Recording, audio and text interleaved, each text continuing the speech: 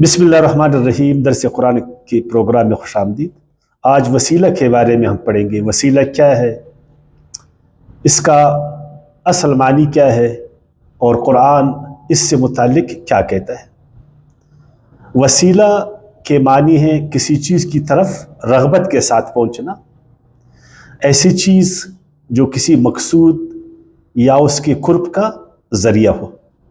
مقام اور مرتبہ، منزلت کو بھی وسیلہ کہا جاتا ہے، اور مقام قرب کو بھی وسیلہ کہا جاتا ہے۔ سورہ مائدہ کی آیت 35 میں ارشاد باری تعالیٰ ہے، یا ایھا الذین آمنو، اے لوگو جو ایمان لائے ہو، اتقوا اللہ، اللہ کا تقوی اختیار کرو، وابتغوا الیہ الوسیلہ، وابتغوا الیہ الوسیلہ، اور اللہ ہی کا قرب اور تقرب حاصل کرو۔ وابتغوا، حاصل کرو، الیہ الوسیلہ، اسی کا قرب، اسی کی قربت، اسی کا تقرب۔ وجاہدوا فی سبیلہ، اور جد و جہد کرو اس کی راہ میں، لعلکم تفلحون، تاکہ تم کامیاب ہو جاؤ۔ اب اللہ سے قربت کا ذریعہ، تقرب کا ذریعہ وہ کیا ہے کہ ایک شخص اپنے رب سے، اپنے خالق سے، اپنے مالک سے، رحمان اور رحیم ذات سے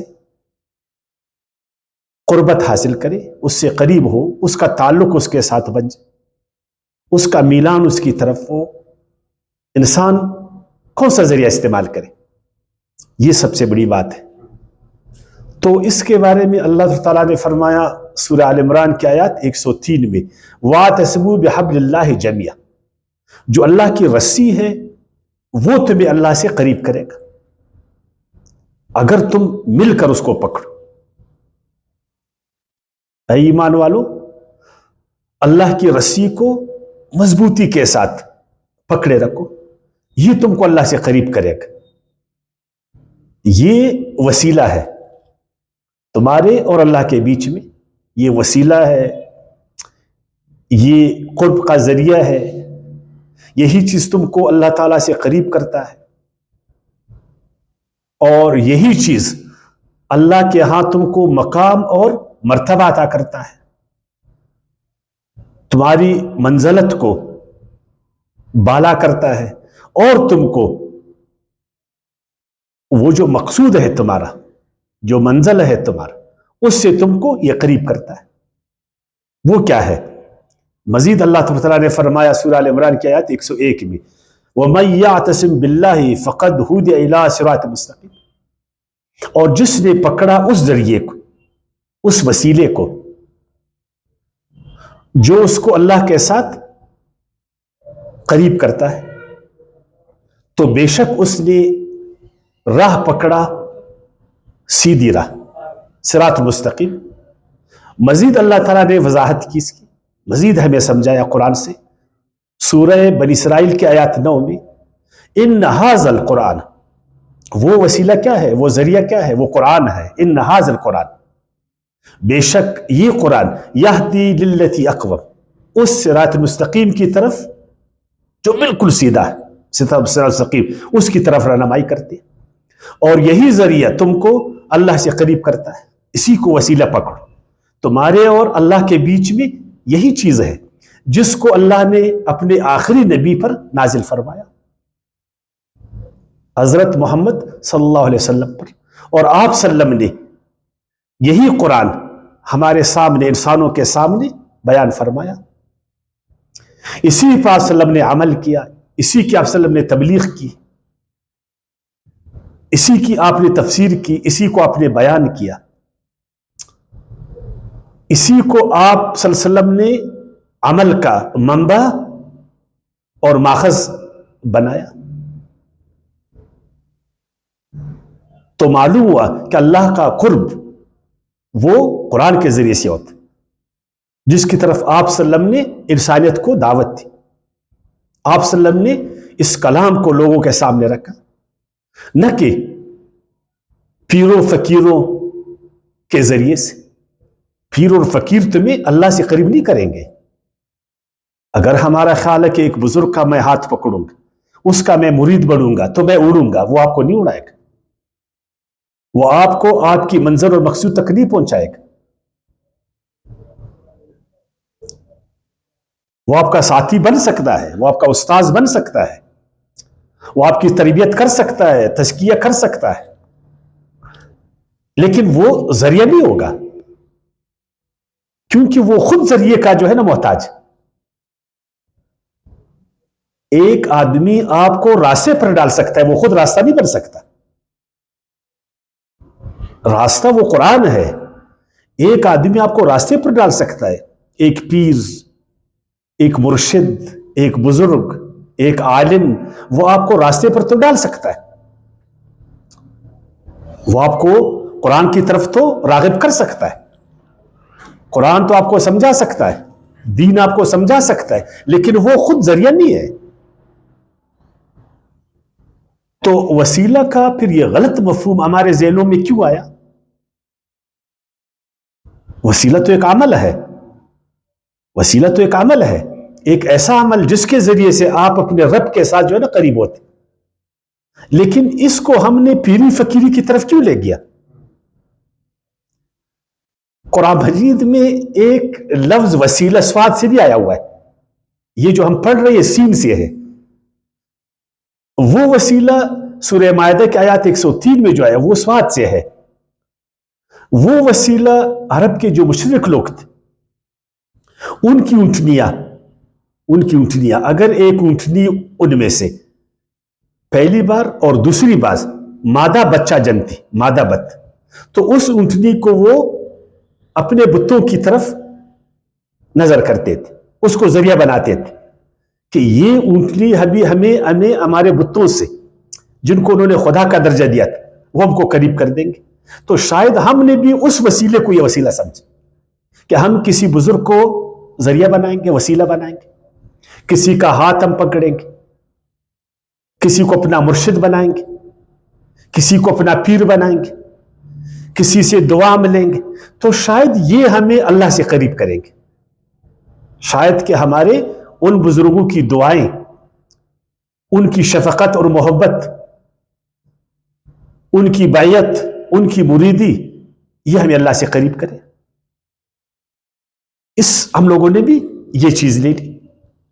تو اس کے بارے میں اللہ تعالیٰ نے فرمایا کہ اے مسلمانوں قرآن کو پڑھو۔ قرآن شخصیت پرستی سے تم کو منع کرتا ہے۔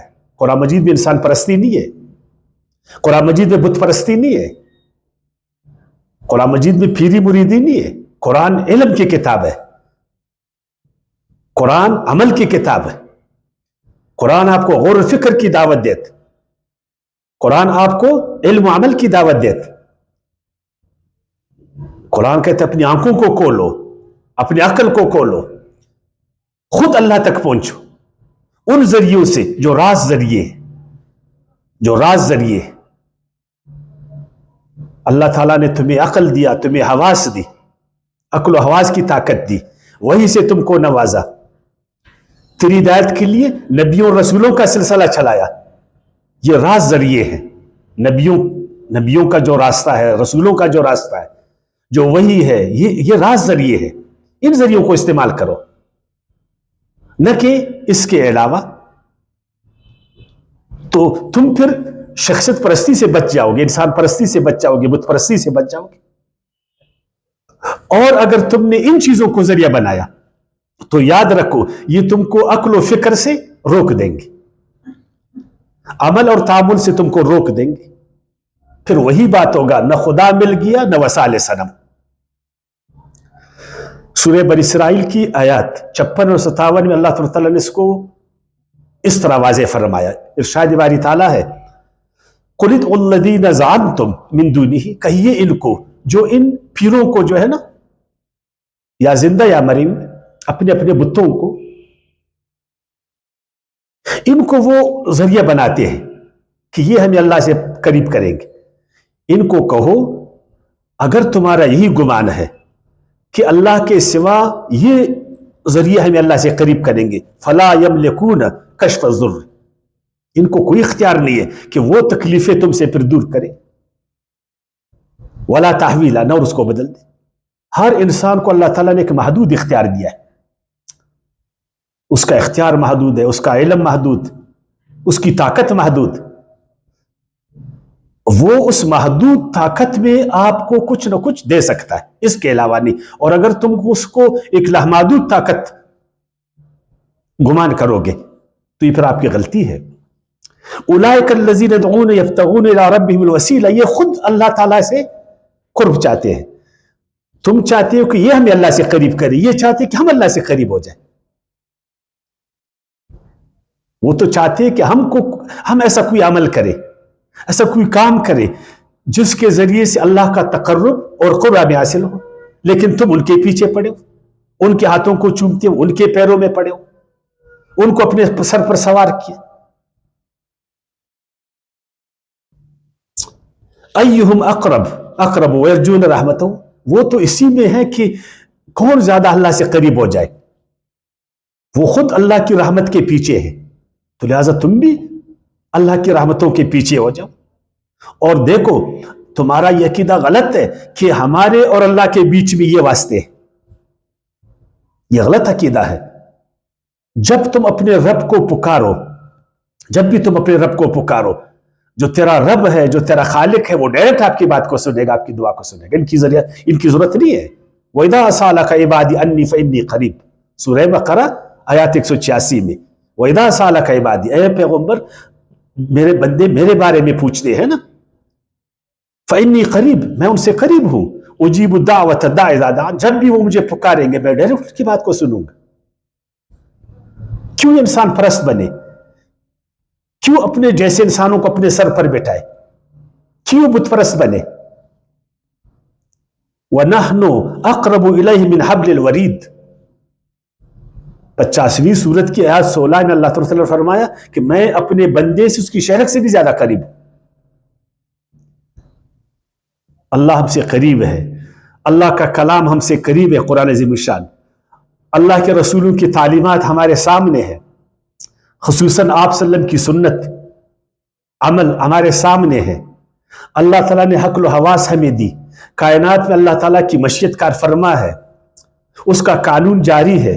ان سب کو چھوڑ کر جو راست ذریعے ہے، ہم ان ذریعوں کے پیچھے جائے جو ذریعے ہی نہیں ہے. وما علینا الا البلاغ.